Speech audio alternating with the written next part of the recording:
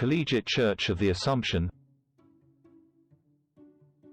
This monumental church was begun on an old temple of the 11th century.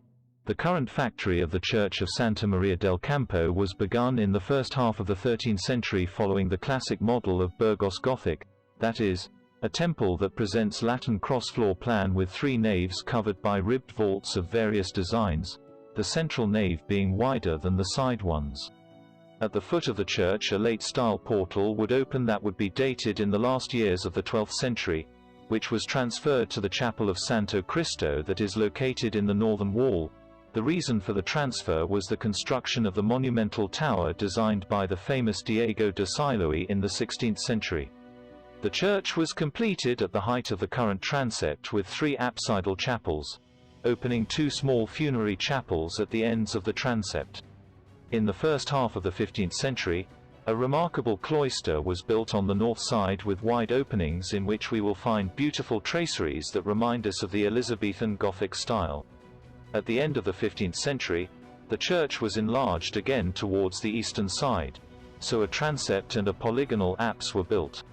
On the south side, another portal is reopened, saving a large gap by means of a platform that serves as an atrium.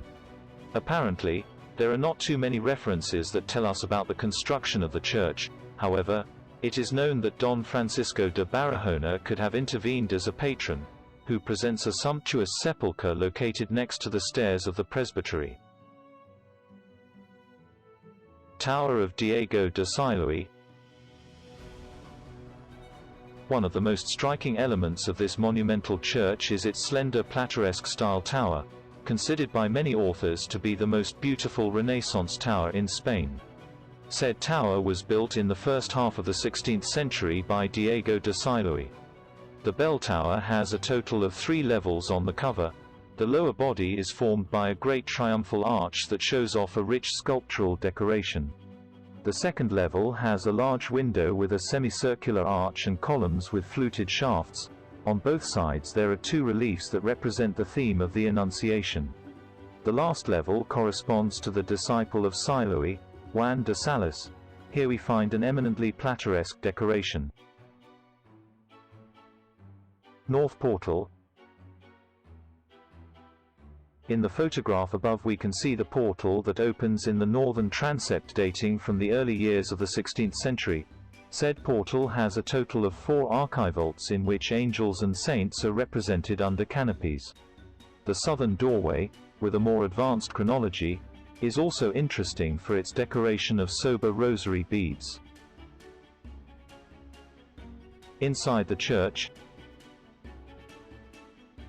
Inside the temple there are interesting altarpieces from the Renaissance and Baroque periods. We also find a good number of Gothic-style tombs. Finally, we have to comment as a curiosity, that in this church it was where in the month of September of the year 1507, Queen Juana insisted on keeping here the coffin that contained the body of her husband.